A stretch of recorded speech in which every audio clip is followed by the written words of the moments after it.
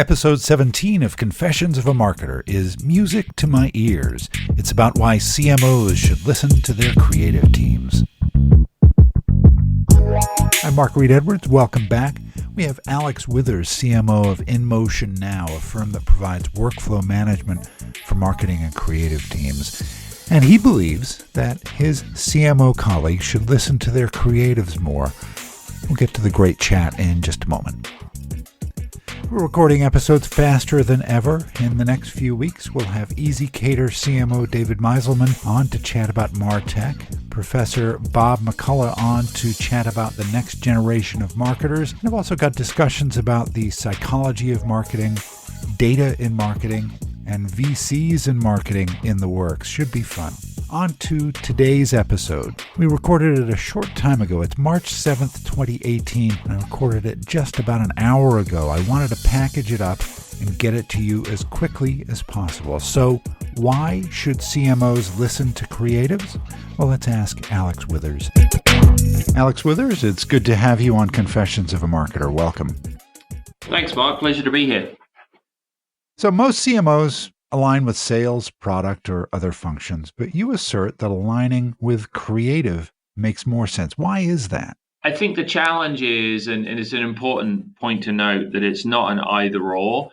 We've just, as CMOs, got better over the last 10 years aligning with our sales partners because there's an incredible amount of pressure for a CMO to be credible and successful in their role, that they need to align with revenue and be more data-driven. So being a better partner to sales enables them to be a more credible partner at the strategic table. The challenge is that only covers one angle of their world, and CMOs consider themselves to be, quite rightly, for a lot of reasons, core at the strategic center of any organizational conversation. And if you want to do that, you've got to look in multiple directions. And I think that too often in the last few years, CMOs look to the kind of lower down the funnel to the revenue end of the business as opposed to looking up the funnel to how they can build a brand. For example, being data-driven and aligning with sales might buy you credibility. Being more product-driven is what we're trained to do as marketers because that means we have a customer-first mentality. But creativity and cut-through and awareness and brand equity and all the things that are core to the marketing trade are being left behind a little bit. And I think it's time that we can't afford to not pay attention to the relationship with sales, but we have to go back to our core trade of how do we create and sustain amazing brands through creativity. So are there particular skills in the creative area that you've found have been really valuable to the CMO? Yeah, I mean, I think that the creative is more pure in their role. It's interesting. We've been working with the IBM Design Think team, and I did a keynote speech in Austin a few months ago at a Fulcrum Exchange event of design leaders. And it was a great day because after all the content, we got to go around the IBM design studios. And interestingly, they don't even allow the word creative to be tagged to anyone's job title, because it insinuates that everyone else is not creative. Right. And I think that it's really important for us all to remember that we have to be creative through the organization, but strong creativity from the traditional creative team allows you to do a few things very well.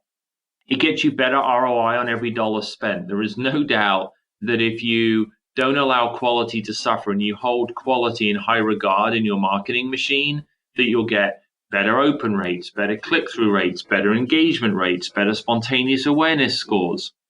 You'll be able to punch above your budget weight. So one of the things we're very proud of when we go to some of the big trade shows in the creative world is I know my team and our creativity will mean that every dollar we spend on that event as a lead sponsor will generate more booth traffic and more ROI than any other vendor at the show because we put so much attention on creativity. So, the skills are driving more ROI for the same dollar spent, improving time to market because they understand the brand. If the creatives get the brand, and they do because they live it every day, then they can turn work around faster without letting quality suffer, and they maintain brand consistency. And brand is a key CMO responsibility. And one of the things I've found is that some of the strongest advocates for the brand are in the creative area. They're usually more attuned to the brand, and they're better brand guardians sometimes than brand managers. Why do you think that is? Well, we mentioned earlier the purity of the creative role, the whole idea and notion of a guardian, right? Let's look at it as a parent, right? They are less in the moment. They are more consistent and more mature in how they approach things around the brand. I'm not going to tell you that the bending to revenue is the dark side of the force, because that would make me not a good CMO. And my CEO would agree with that. It's all about revenue at the end of the day and the bottom line. But as marketers, we can be tempted sometimes to grab hold of the latest technology, the latest outlet, and be inconsistent in our brand, because as a one-off, it will generate better cut through. It will generate more engagement. It will generate better results. But when you stitch together 20 of those isolated moments, all of a sudden you don't have a brand, and the sum of the parts does not equal the whole. And so I think it's very important that we, as marketers, don't get tempted to sacrifice brand quality and creative quality just for unrelated quick wins. And creative teams have a greater purpose. And sometimes that can seem too up in the clouds. But as CMOs, I think it's very important that we listen to and respect that opinion, because they're the ones who will be stronger, consistent guardians of the brand. Right. And I've seen in doing visual identity projects, I've presented to CMOs, and a couple of them say, well, I'm not really creative, so I don't really know what I like. And then you bring them into the process, they become a creative. It's an interesting transformation when they realize that everybody has that gene. It just may not be that developed. Yeah, I love that and totally agree. And as marketers, we went into this trade. I mean, there's lots of different ways to arrive in any trade, right? But I came straight from college.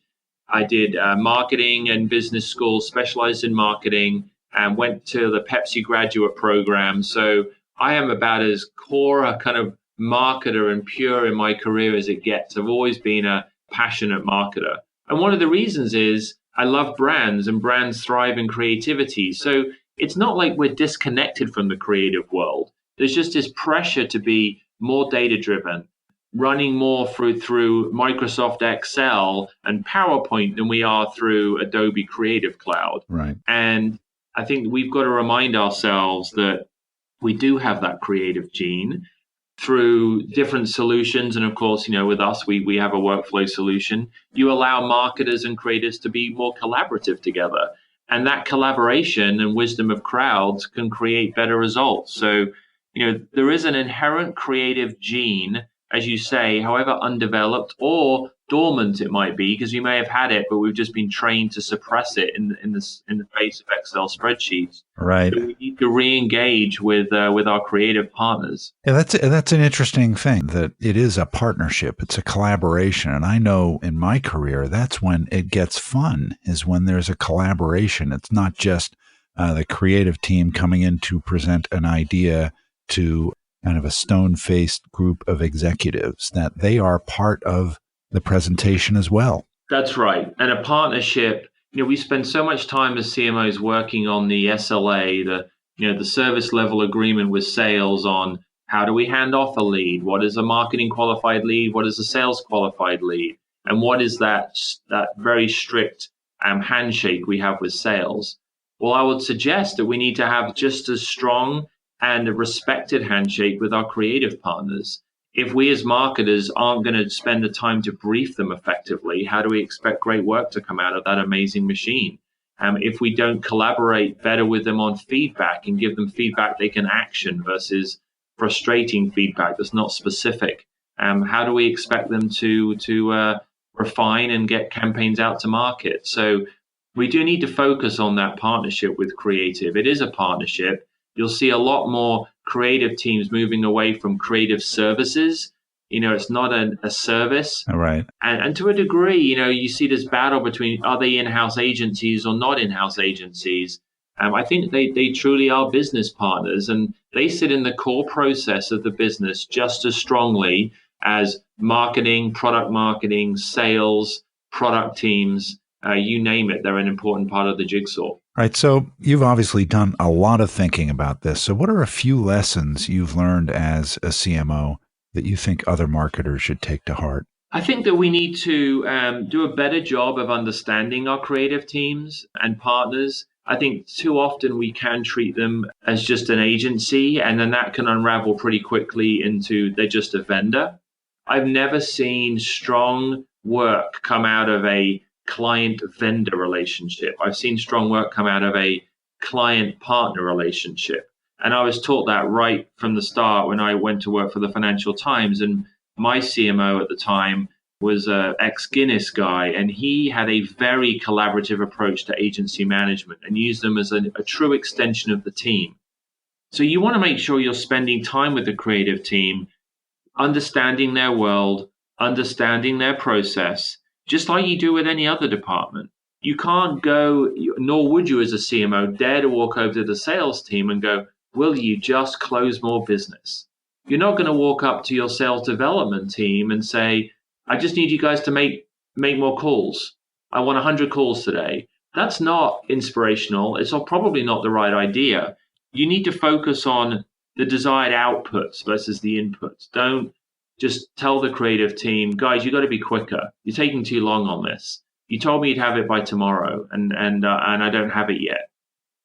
You've got to really focus on the outputs you're looking for, which is great work, which requires a respected process, and it requires a collaborative partnership. So invest the time to understand their world, just as you would go on sales calls and go to sales meetings to understand their world. Well, this has been inspirational, Alex. Thanks for being a guest here on Confessions of a Marketer. No, it's a pleasure. It's a great show. I'm really thrilled to be here. It's a really fun topic, one that I could wax lyrical on for a long time. So thank you for hearing me. And, for all my CMO peers out there, let's make this the year where we build stronger ties to our creative partners. Wonderful. Thanks, Alex. Thank you. I really want to thank Alex for being a guest, a great distillation of the value of creatives to the CMO. So spread the word. Coming up over the next several weeks, we'll have Easy Cater CMO David Meiselman on to chat about MarTech, Professor Bob McCullough on to chat about the next generation of marketers, and I've also got great discussions about the psychology of marketing, data in marketing, and VCs and marketing, all in the weeks ahead. So stay tuned. This episode of Confessions of a Marketer was written, produced, and edited by yours truly. T. Jordan of A-Class Productions wrote the theme music. Confessions of a Marketer is a trademark of Reed Edwards Global Inc., and this episode is copyright 2018. I'm Mark Reed Edwards. See you next time.